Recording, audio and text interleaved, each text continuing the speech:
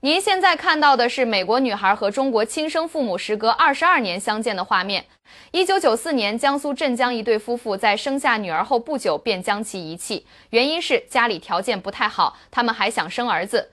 就這樣，他們將長女送人。後來，這個女孩又被送到了鎮江市福利院。次年，一对美國夫婦收養了一名被遺棄的女嬰。22年後的2016年，當年被遺棄的女嬰已經長大成人，她成為了美國女孩周姜文。當她聽說自己的親生父母是中國人時，她不辭萬里，遠渡重洋來到中國尋找親人。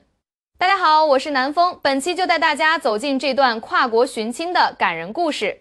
1994年8月5日，周姜文在江蘇省鎮江市的一家醫院出生。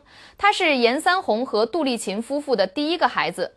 按理來說，這本該是個讓人欣喜若狂的時刻。然而，对於那對重男輕女的夫妻而言，他們心裡卻怎麼也樂呵不起來，因為他們心心念念盼着能生個大胖小子。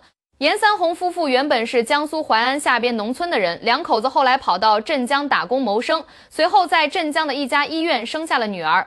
女兒咕咕墜地之後，夫妻倆一下子有點手足無措。就在這個節骨眼上，杜麗琴的一位朋友找上了門，表示願意替杜麗琴撫養這個女兒。因為這位朋友自己無法生育，他心裡一直盼着能抱養一個孩子，於是便向杜麗琴提出了這個請求。杜麗琴一聽，沒多想就答應了。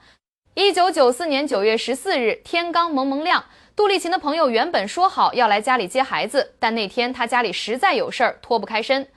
杜麗琴便托付老鄉，讓他將孩子送到了朋友家。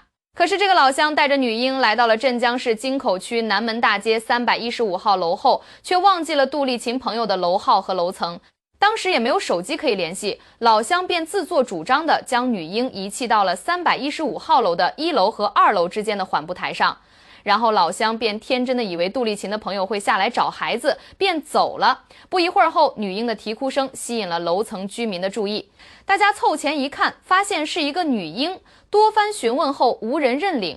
一名姓袁的大姐抱着女嬰來到了健康路派出所，將其放到了派出所。派出所民警四處張貼告示，不斷打聽，希望能幫女嬰找到親生父母。但幾天下來，他們沒有任何線索。小孩子需要餵奶，需要養活。無奈之下，民警只好將女嬰送到了鎮江市兒童福利院。女嬰送到福利院時，院長在女嬰的襁褓裡發現了一張紙條，紙條裡寫道：小孩出生時間、年月日如下，出生於1994年8月5日上午9時半。根據這短短幾個字，福利院也無法判斷女嬰的父母到底在哪裡，所以福利院就將女嬰收留了下來，並給她取名周姜文。此後，周姜文便在鎮江市兒童福利院住了下來。如果不出意外的話，他的一生和其他福利院兒童並無區別。可在1995年1月，一對美國夫婦來到了這家福利院。這對美國夫婦是來自美國波士頓的布蘭達·卡爾特女士和她的丈夫。兩人都是畢業於名校的高材生，後來都從事了律師的工作。因為忙於工作，二人多年來並未生下一兒半女，但兩人又非常渴望擁有一個孩子。在了解了一些收養政策後，他們發現在中國收養棄嬰的手續辦起來比較容易。就這樣，為了收養小寶寶，他們專程來到了中國。在福利院的众多小朋友當中，這對美國夫婦一眼就相中了周姜文。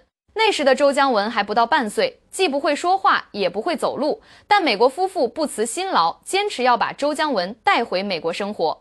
在辦理完各種手續之後，周姜文和他的美國養父母來到了大洋彼岸的美國波士頓。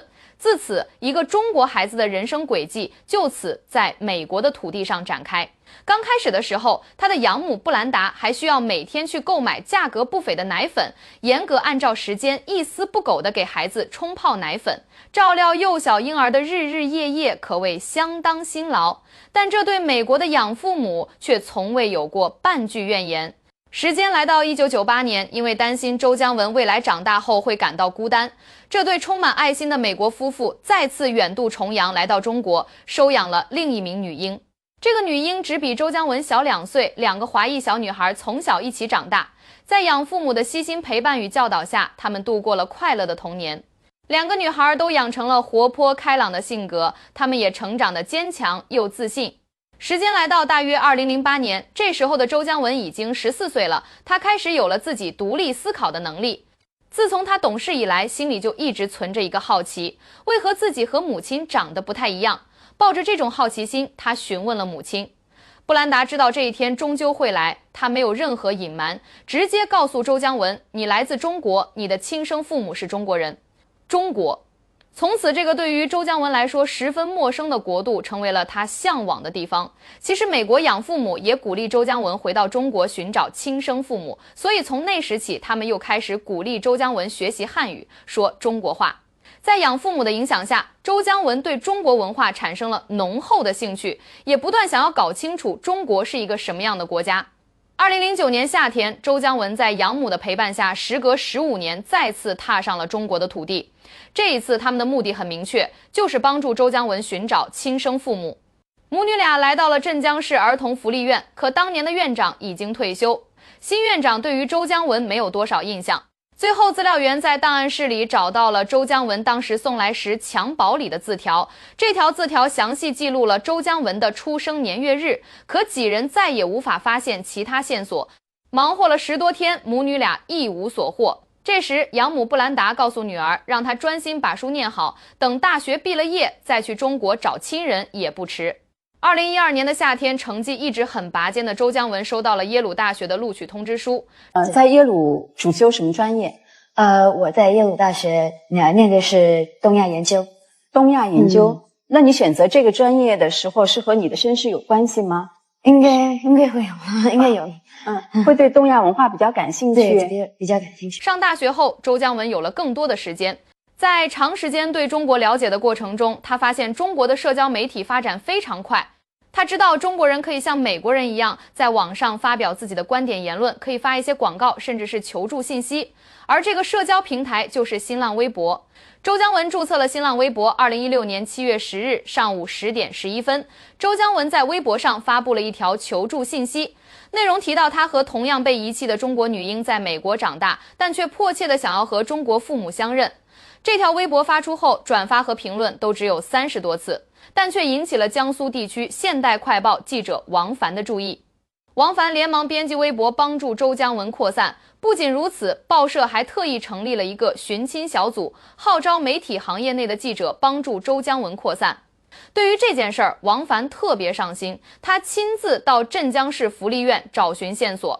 入院之後，院長呢也是告訴我們，就是還是那張字條。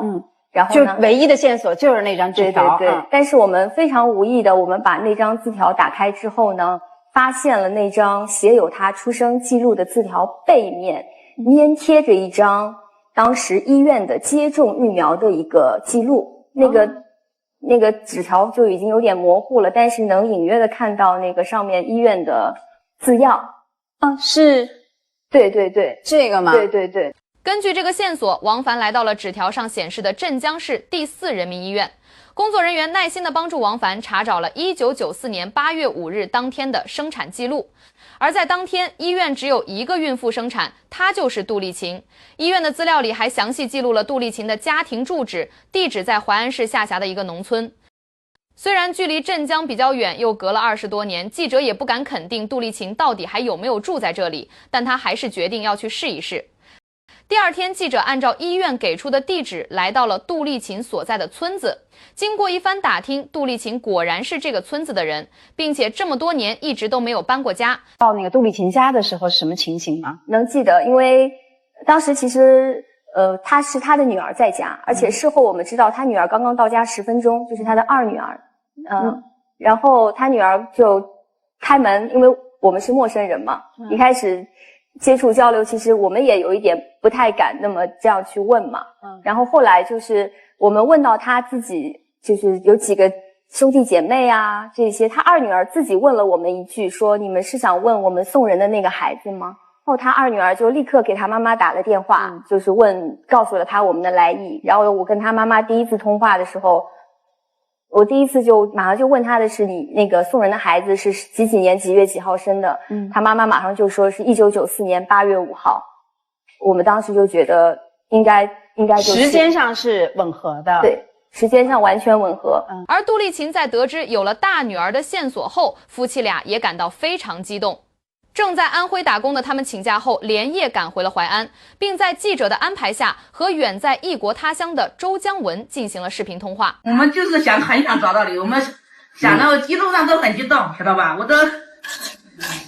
我們很對不起你啊。你媽媽那邊找我們，他們有沒有意見啊？那叫你養母一起到這邊過來。快了，馬上就見面了，沒幾句。那怎麼說？我當然不會說我很愛你，我們也愛你。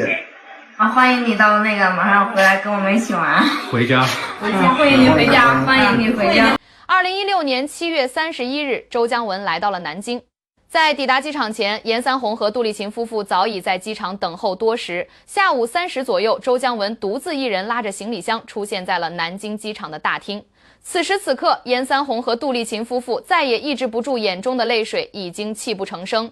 周江文的內心同樣激動不已，但眼前的2個人對他而言又是如此陌生，他的表情顯得有些僵硬。在路上，杜麗琴握着女兒的手，給她講述了自己為何將她遺棄的經過。聽了再多，周江文也沒有絲毫怨恨。按照他的話來說，此次相認只是讓自己多了一個家庭，他會更加幸福的。車開了1個多小時後，便來到了南京大學醫學鑑定中心。鑑定結果顯示，嚴三紅和杜麗琴夫婦就是生物學上周江文的親生父母。2016年8月4日上午，嚴三紅和杜麗琴夫婦在一家酒店裡為周江文慶祝生日。小小的蛋糕上寫了一個22的數字，這代表着周江文迎來了他的22歲生日，這也是他第一次有親生父母陪伴在身邊的生日。幾天後，周江文也不得不與父母告別，他還需要返回美國繼續完成學業。回到美國後，周江文把認親的事情告訴了自己的養父母，養父母也由衷地為他感到高興。不過，認親這件事對周江文和養父母之間的關係影響並不大。周江文也沒有要回到中國生活的打算，他的未來還是要在美國工作生活。只不過此後，在大洋彼岸的中國多了他的留戀之地和留戀之人。鑑於自己尋親成功的經歷，周江文就想着要幫助更多被美國家庭收養的中國孩子找到中國親生父母。那些年因為種種原因被美國家庭收養的中國孤兒有近10多萬，在這10多萬孤兒之中，最終能夠找到親生父母的實在是鳳毛麟角。於是周江文在美國創立了名為中國的國際孩子的組織，他們召集了更多被外國家庭收養的中國孩子，總人數已經超過了4000人。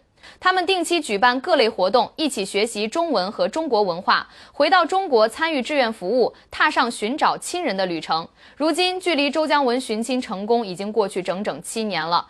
我們不清楚周江文目前具體在何處工作，但他應該會與親生父母一直保持聯繫，畢竟血緣關係是割捨不斷的。同時，我們也希望越來越多的尋親家庭最終都能得償所願，與親人團聚。看完他們的故事，我不得不提一下中國最新的收養政策了。2024年8月28日，中國調整了跨國收養政策。這項政策的核心內容是，除非是3代以內的血親或者繼子女關係，否則不再允許外國人收養中國兒童。外交部發言人在9月5日確認了這個消息。這個決定不是突然做出的，它背後有清晰的數據和事實支撐。